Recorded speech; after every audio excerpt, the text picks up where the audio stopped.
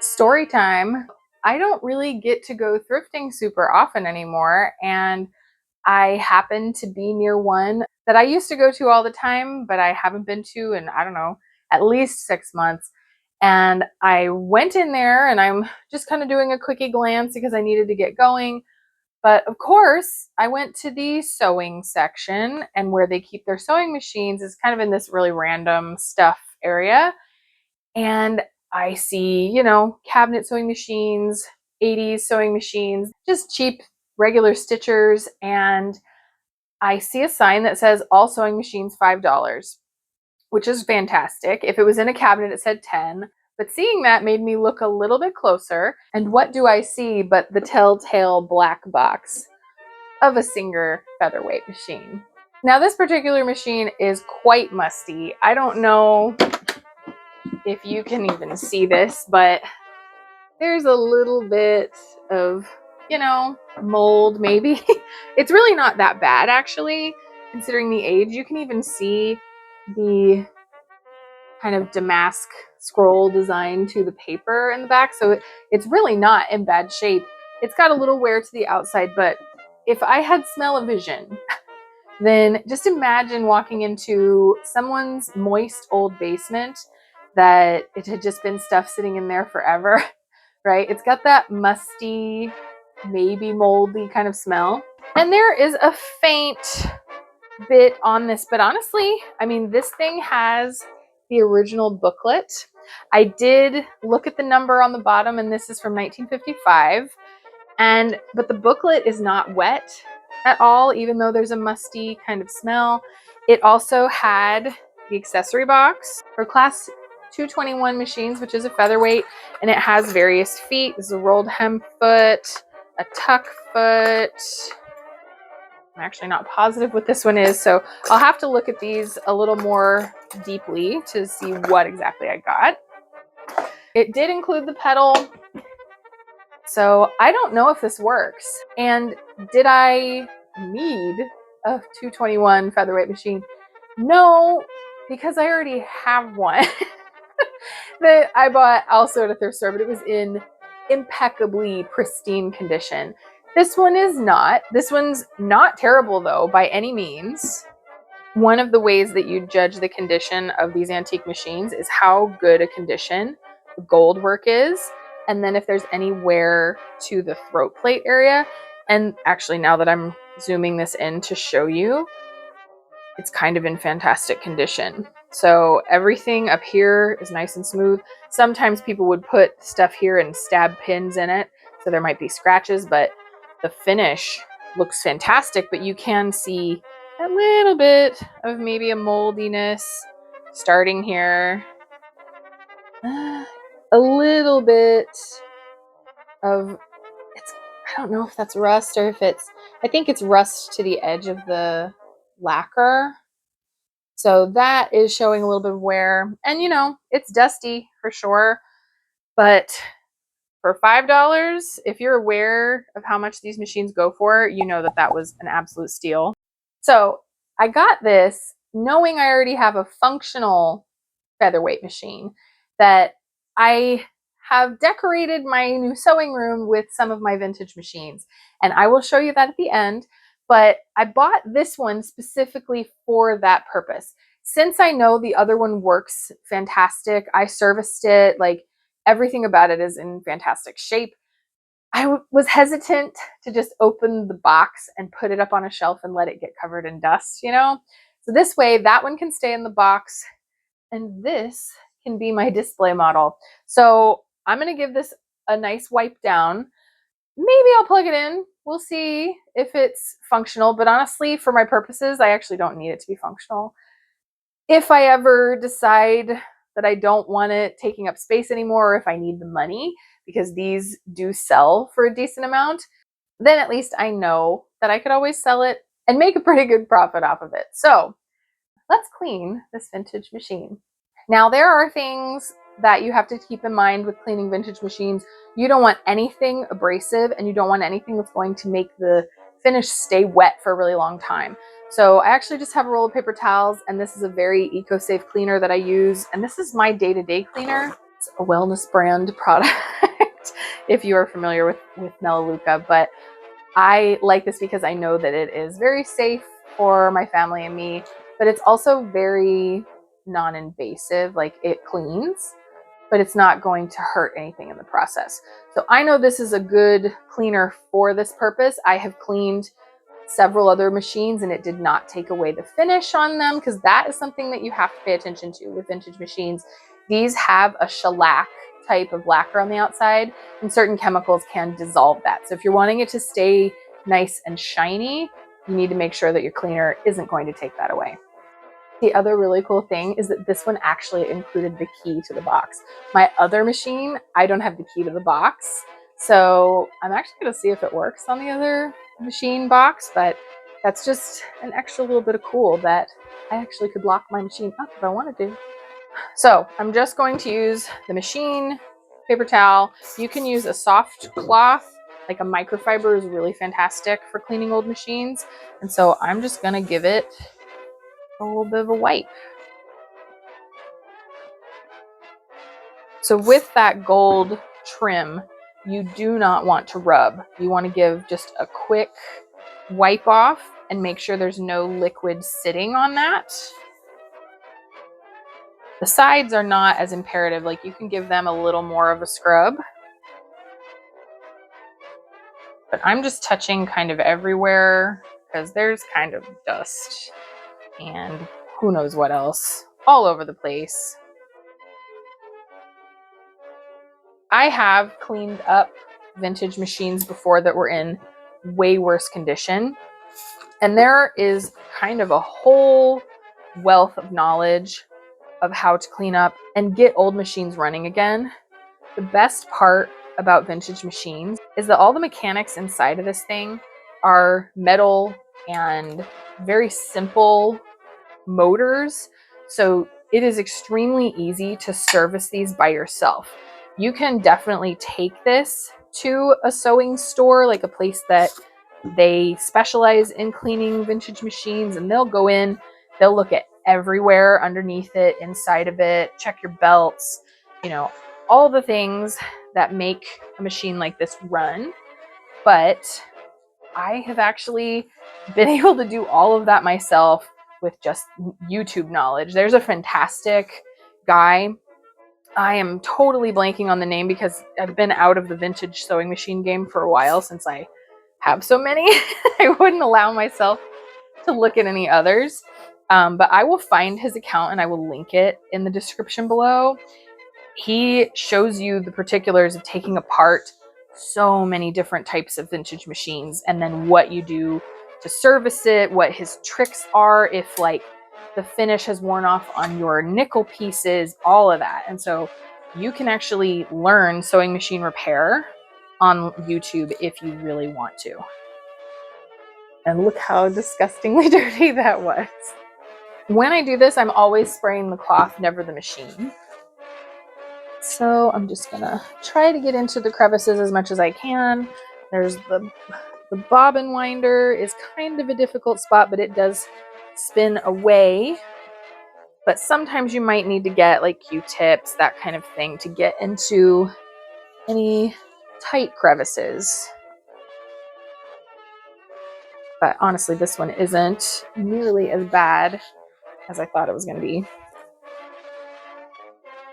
I'm gonna give the belt just a little bit of a wipe. I don't know that that a paper towel is the best thing for the belt, but we're gonna see. I'm gonna advance the wheel, wipe it as I go just to get a little bit of dust off of it. And actually, honestly, this belt looks really good too. Like, it's a little rough on the edges, but I don't know if you can see that. That made a huge difference, and look at how dirty it was. Okay, now I'm gonna flip the machine and we're gonna look underneath. Here is my serial number, which there's all these databases online. You can go put this number in and it'll tell you what year it was made. So this one was from 1955. And I'm just trying to get any of that mildewy residue off of these surfaces, because who knows where this was stored I live in an extremely humid area, so it could have been in a garage or an attic or something like that. I'm gonna check around the bobbin case area. It's got a little bit of fluff stuck down in here, which is pretty normal. That's a regular maintenance kind of thing that you have to clean it out. If it's really fuzzy, you can use canned air to blow this whole section out. Honestly, it's looking really good.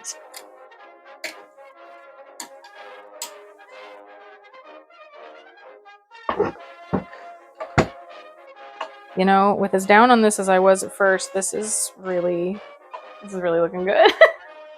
Like, this was the best buy ever, really. Let's see if we need any touching up right here. It's got its old light bulb. It's looking nice. Okay, I'm gonna do the same treatment to the pedal. These are usually made out of Bakelite plastic, but this thing is in really good shape. I'm shocked. I'm shook, as the kids would say. But I'm gonna give the cord a nice wipe. That's one of the places that the mildew can really build up.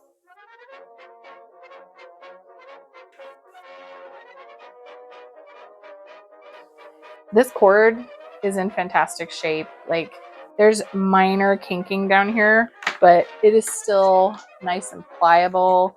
The prongs are in really great shape. Like, they're not bent over or anything. This is a fantastic machine. I'm so excited. So now that I have the machine and the pedal done, I'm going to give a wipe to the inside. And just be careful. You don't want to get anything super wet. You just want to give it a surface wipe. This is lined with paper, and so if you get it too wet, the paper will come off, and that would just be sad because it has lasted this long. I would hate to be the reason that it came off. Because it is musty, a trick for musty boxes and trunks and things like that is you can put either cat litter inside here, or you could put coffee beans. And they are such, like, cat litter will absorb the smell, that's its job, but coffee beans are so strongly scented on their own that it just sort of sucks up the smell. The other thing you can do is give it a slight wipe down with vinegar. I know that seems like it would make everything then smell like mildew and vinegar, but vinegar happens to kill a lot of the bacteria that causes smells. And so vinegar is a fantastic trick for like vintage furniture and things like that. You can put it inside of drawers that smell really yucky, and it just takes that away. So for now, I'm just giving it that wipe down to get the mildew off. And there is sadly this discoloration. I'm not sure if that is mildew or I think it's actually scrubbed through, but it's very hard to tell, honestly. Move around the outside here, keeping in mind this is covered with paper. So again, I don't want to get anything super wet. Just giving it a gentle wipe down. The handle. And the bottom is quite mildewy. And it does still smell old, but definitely better than it was. A few yucky paper towels later, and I now have a beautifully clean featherweight machine. I still can't believe it. Since I'm going to display this, I'm going to put the book and everything in here. Isn't the book so cute? Like, I love all of the pictures. I love the illustrations for this. Like, look at that. It's so pretty. It's so cool that they used to go through this type of effort because it was easier to have this artwork made than it was to produce photos of these things, and that's just amazing to me. So I'm going to keep this inside the box as well as the accessory box. I'm going to put the pedal in there too, but since this is in such good shape, let's plug her in and see if it works. I am plugging this into a power strip just in case there is any kind of funny business that goes on. Let's see. Oh, the light even works.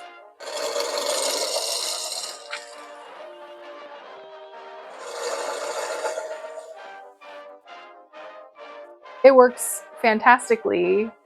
So now I feel like kind of a monster that I'm going to be putting this on a shelf. What do you think? Am I terrible?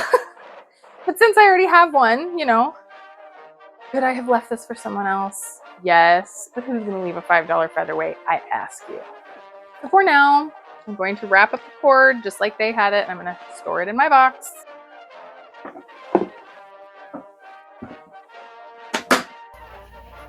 Now we're going to put her in her place. We're going to give the final reveal of this little bit of decorating my sewing room.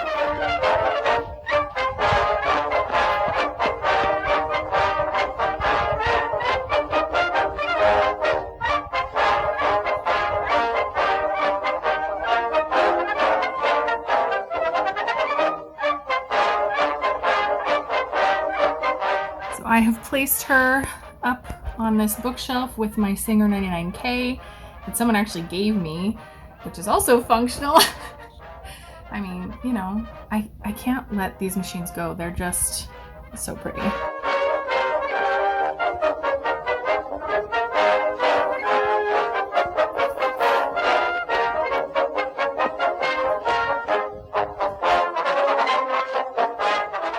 I do also have a few other machines that have not come out yet. This is a 301, and I had actually planned on putting this in the place that I just put that featherweight, but it's gonna have to chill here until I get another shelf put up for it to live on. So you can see her in her glory and my other machines. I gave you a little taste of what else I have out here. This is, gosh, over a decade of collecting vintage machines. I have others that aren't even in this room. You know, when you like sewing machines and people just give them away, you know that you will appreciate them, and so it's hard to let them go.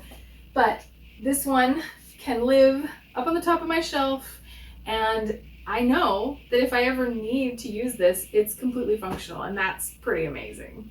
With vintage machines being so easy to maintain, there are actually holes in the top where you can just add a little bit of oil as long as things haven't gotten gunked up. I did not open this machine because I didn't plan on using it, but the fact that it worked so smoothly shows me that I don't really need to surface it. I mean, I probably should, but I don't absolutely have to. But if it did feel creaky or anything like that, there's holes in the top. You just put a couple of drops of oil in certain places, and that's something you can easily find online for different machines, where you oil it and how you maintain it. But because of how these were made, and they were made so easy to take care of, they will last generations. Like, these machines are made of cast metal. Featherweights are made of cast aluminum, and that's why they're considered featherweight in comparison to other machines of the day that were cast iron. But this is still an incredibly sought after machine by quilters in particular, because this machine is known for very fine, very, very even stitches. So it's great for garment sewists and also for quilters. Quilters nowadays like to collect these because they can carry them around to quilting shows and clubs and things like that and still get really precise stitches, because for quilting all you need is a straight stitch, and that's all this machine does. But the nice thing with vintage machines, because they are honed into just that one thing, they can do that one thing really, really well. So that's why people collect featherweight machines, because even though they're incredibly old, like, this is a 70-year-old machine and it still works just as good as the day that it was made. You really can't beat that. With the way that modern machines are made, everything is plastic, everything will break on you. These things, 70 years, still going, plenty of life left. If you are an aficionado of vintage machines, let me know down in the comments. I would love to have a chat about what I do have. Maybe I can give you the deets on the other machines that I have up on the top of these shelves. But if you have any advice for other people of fixing up vintage machines, leave them down there in the comments as well. Thank you so much for watching. I hope that you enjoyed seeing my absolutely amazing thrift store score. If you like this, please do give me a thumbs up and subscribe if you want to stick around and see other shenanigans I get up to in the future. And until next time, I hope the thrifting gods will bless you with amazing vintage machines as well.